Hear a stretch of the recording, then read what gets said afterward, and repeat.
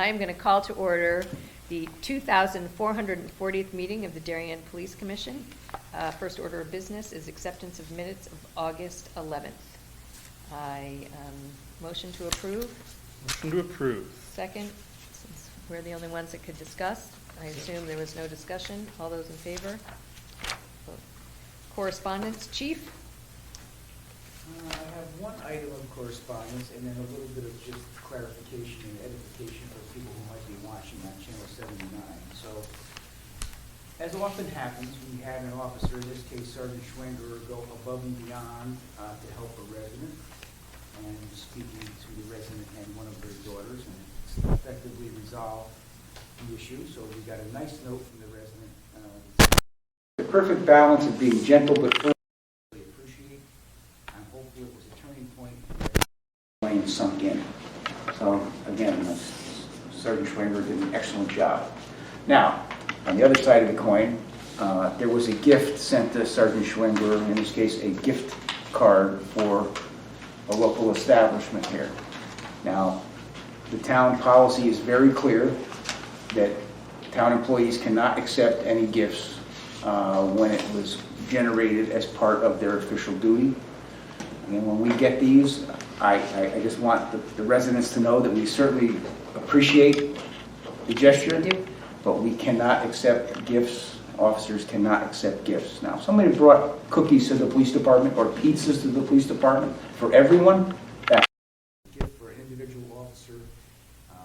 The way it's set up for the town in the employee handbook is we forward these to human services and they give it to a needy person. I will write a thank you note back to the resident, thanking them for this. I do understand they want to do something for the officer because the officer went above and beyond. In this case, someone will be getting the benefit of that officer going above and beyond. We'll be able to pay it forward a little bit. But rest assured, through the breakfast, lunch, or dinner with the chief, Sergeant Schwenger will be getting a meal, and it will be a fine meal, so we're going to take care of that. So thank you to the residents if they're watching. We appreciate the feedback when somebody takes the time to write that we went above and beyond. And if someone provides a monetary gift just to the police department, that goes into a general police department. Right. The police commission, for those maybe watching on Channel 79, the police commission controls the Darien Police Department gift fund. So if we do get a monetary gift for the police department because of an officer going above and beyond, that is acceptable because it is overseen by the police commission and not going to the officer directly. So it's the specific officer is the issue. Right. I just want to clarify because we do have a gift fund that. If we got a thank you letter that said, you know, Captain Hedema helped me out, here's a $5,000 check for the Darien Police Department, that's acceptable. She cannot take the $5,000 and Correct. Put it in her bank account. That's the best way to do it, and it's very clean, and you can see But where we the pitfalls appreciate- might be. But we appreciate the letter and Great. the gesture. Department activity, Captain? Okay. This is from August 4th through August 31st. Just one incident to note. On August 16th, an officer noticed the vehicle parked with its lights off at a commercial establishment around 2 a.m. When the vehicle saw the officer, that vehicle attempted to back into that officer's car and engage the officer in a pursuit, which ended by exit 16 on I-95. The driver was a juvenile from Norwalk who took their parents' car without permission. The parent wanted the juvenile arrested, so that juvenile was arrested for interfering, engaging in a pursuit, operating a motor vehicle without a license, and operating a motor vehicle without permission. There were 13 domestic violence incidents, resulting in 5 arrests. There were 5 catalytic converter thefts, 8 vehicles stolen, 5 of which had their keys left inside, 4 incidents of mail theft and or check fraud, 3 burglaries of motor vehicles, 2 of which were left unlocked. There was 1 attempted motor vehicle burglary where marks were left but entry was not gained. 4 burglaries, 3 of which were commercial, 1 was residential. 24 motor vehicle accidents, 2 of which involved injuries. 125 traffic stops. And then just some training that we've done. Officer Bud has finished his advanced traffic crash and is now starting his crash reconstruction. So that'll be the third of the 3 classes to become an accident reconstructionist. Officer Spalding went and completed his EMR training, which is medical training. Sergeant Mulcahy took state accreditation programming and process training. Officer Nair is currently completing his EMSI training, which will allow him to instruct our officers in EMR.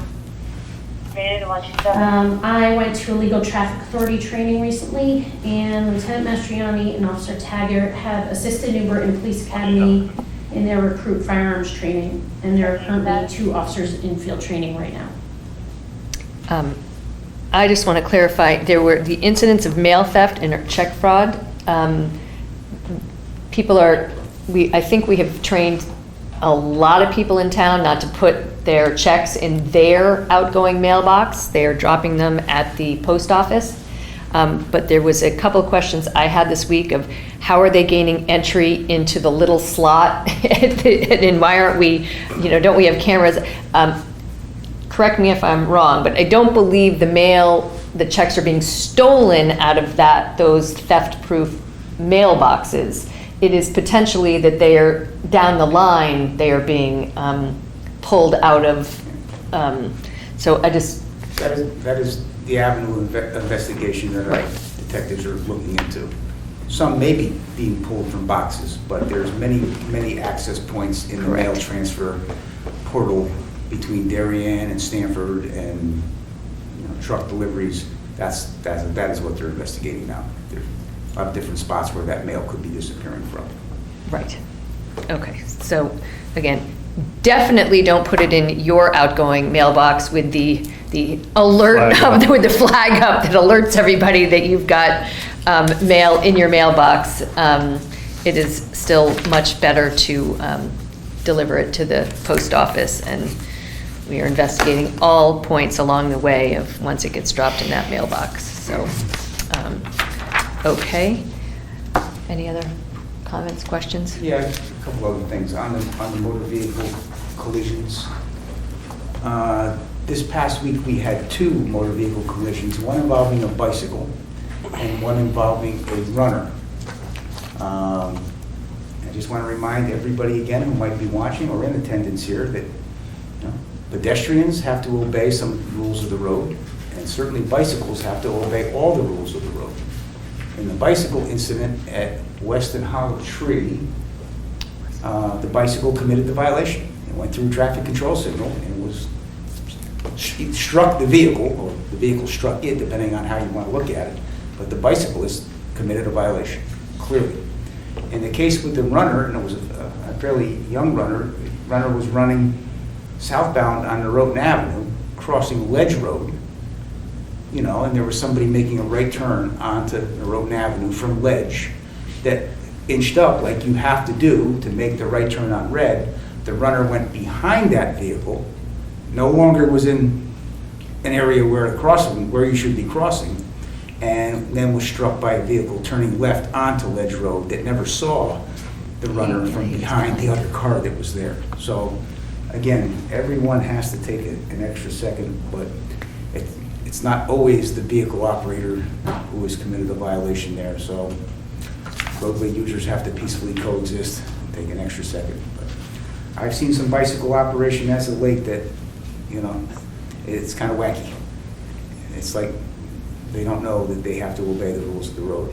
And you might be right, but you're still injured if you're on a bicycle getting hit by a car, even if you're totally in the right. So again, everybody take an extra couple minutes to make sure everyone gets there safely.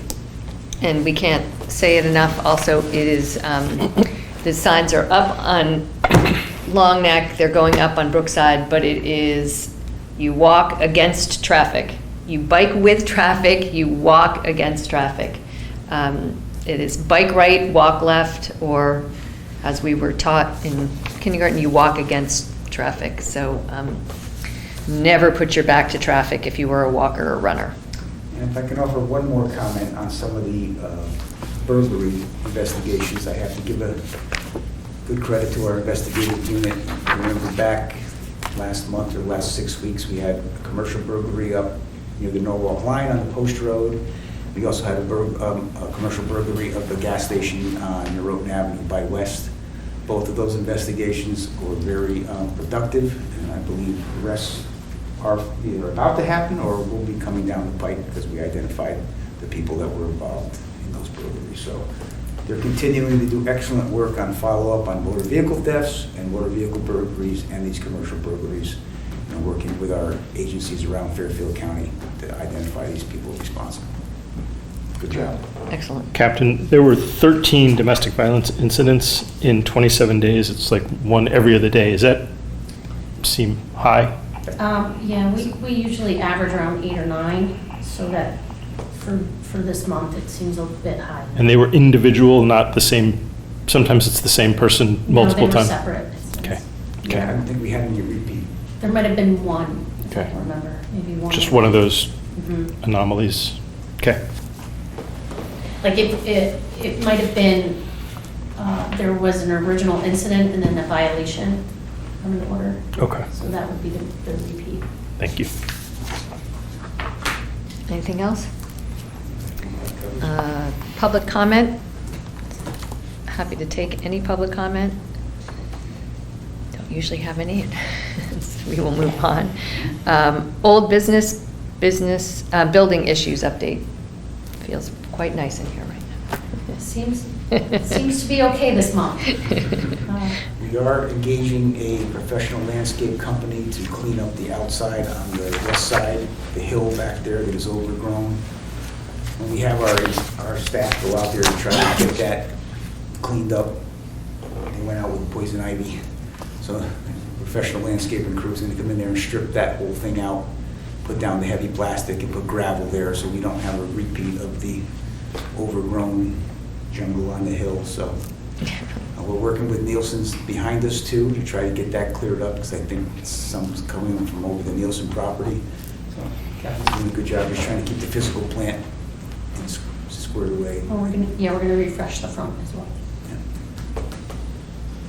Okay, well, that's all better than some of our other topics under building issues update. Any other old business? New business, traffic issues. Some of these are continued. Christie Hill Road. I don't know if the commissioners had a chance to go up to Christie Hill Road and look at that area. Like I think I mentioned at the last meeting, I don't have any aversion to putting up a caution children sign on Lee Warden coming in from Christie Hill Road. It sounds to me from the resident there that we might not get pushback from any other residents. Sometimes when we do put in regulatory or advisory signage, we get pushback from the residents who don't want the signs there. They don't want any signs. They'd like to have it, no speed limit sign, no any kind of sign. And we try to strike a happy balance, but if the commission so decides, Captain can work with DPW to get a caution children sign there. I have no problem with it. Is there any more work to do with the neighbors to make sure they're all on board, or we put it up and we don't think they're ready?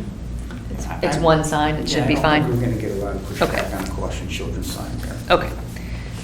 Should I make a motion that we approve that sign? Okay, I'm going to make a motion that we approve the caution children sign to be placed at Lee Warden and Christie Hill Road. Second. I don't really see any utility looking in that area for that type of sign on Christie Hill. So it's on Lee Warden, Yeah. at the, heading out towards, that's fine. I will amend that Again, we put up the sign on Lee Warden. Looking at the traffic warrants that we would be looking at for signage or any kind of enhancements there, collision data, ongoing complaints, specific complaints of erratic operation or unsafe operation. We don't have that traffic warrant data there Okay. on Christie Hill Road. Okay, this says Christie Hill, so I'm going to change this to Lee Warden.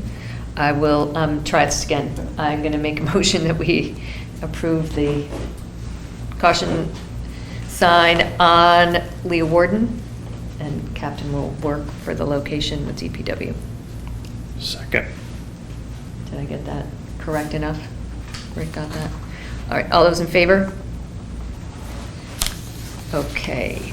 Another follow-up on the Leroy Avenue speed hump discussion. is a follow-up from last meeting as well. We did get a follow-up letter from the resident, just for clarification. She thought perhaps that we didn't understand the exact issue she was talking about. I think we do. There were several requests here that she's asking the police commission to take up. For southbound traffic, we talked about last time about potential for speed humps when those are under consideration, that you have to have 150 to 200 feet of open sight line.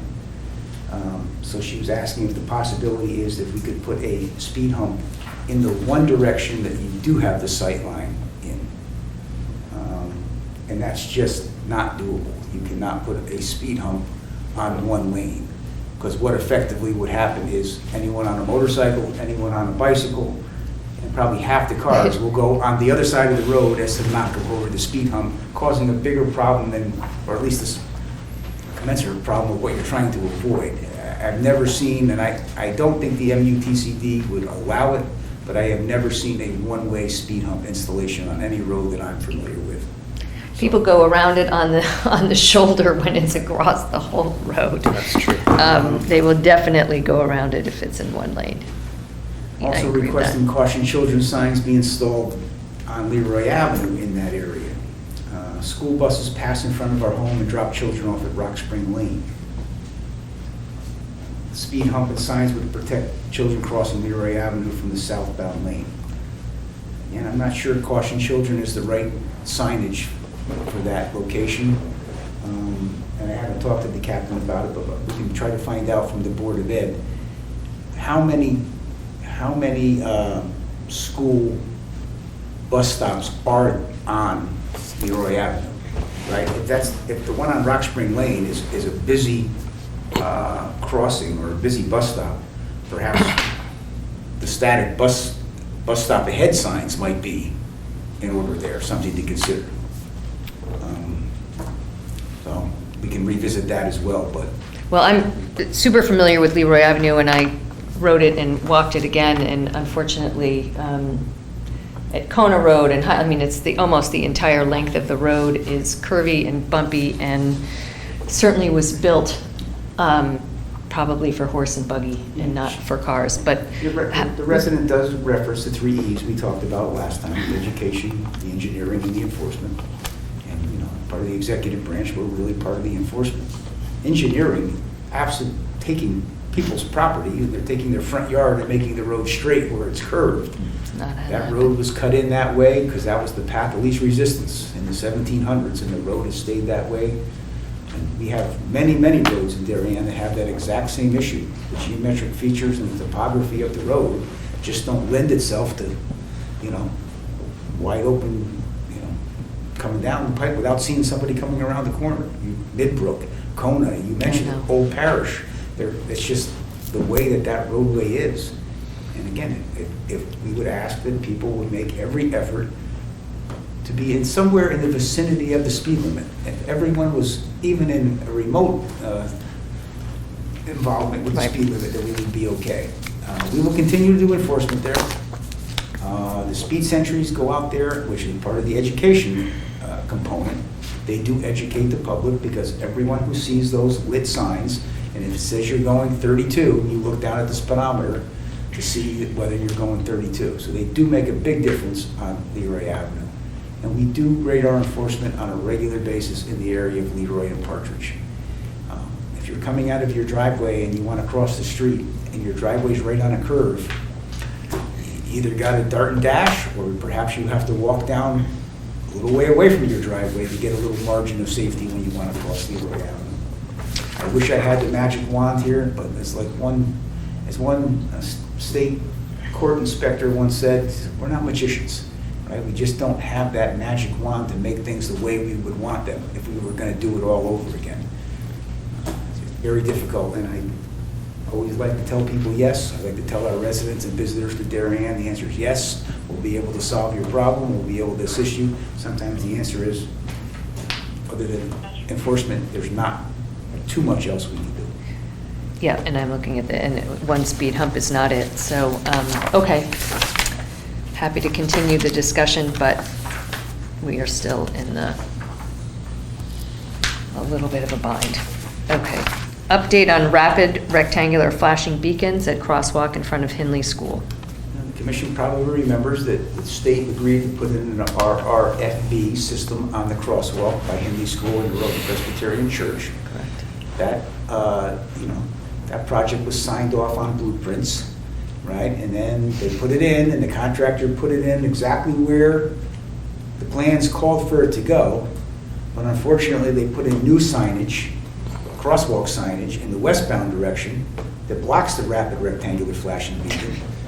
They put it in on the eastbound approach, and there's a tree there that completely blocks the rapid rectangular flashing beacon.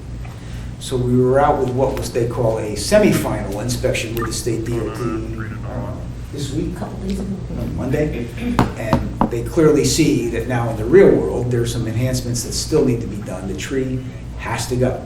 Either the tree has to go, or they have to move the location of the beacon system, and that's set in concrete and electronics and buttons and wires and stuff. So the signage is going to be adjusted. So it is functional there now, and it does add a bigger margin of safety, because you can see the lights either way from either the other side of the street, but to get it exactly the way we want it, the state DOT Has to do needs some do work. a little more tweaking. So we're working towards that.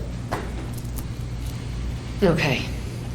Other new business, request for $3,400 from the alarm fund for first line supervisor school for Sergeant Schwinger. So, first line supervisor and mid-management training for sergeants and lieutenants have long been funded out of the alarm fund at Roger Williams University. Although there is some first line supervisors and classes that you can take in the state of Connecticut, they're few and far between now.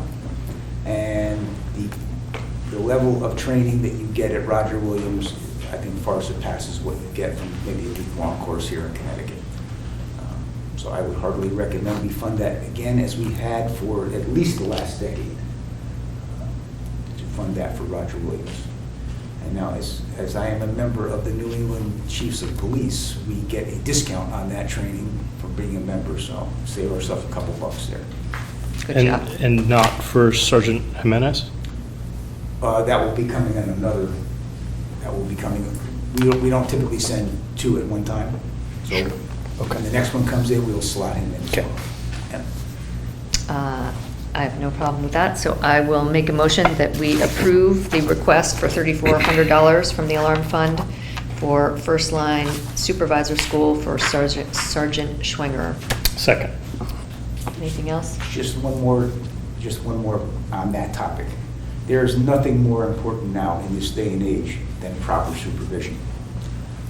You see the newspaper articles and the online articles almost every week in Connecticut where something goes toes up in a police department that probably could have been averted with the proper oversight and supervision. I pride this department, and I pride our command staff on ensuring that we're not in the newspaper because we're not properly supervising our staff. And this is why you don't see us in the newspaper, is because the town and the commission supports high-quality training for our supervisors to ensure that our ducks stay in a row, and I appreciate it.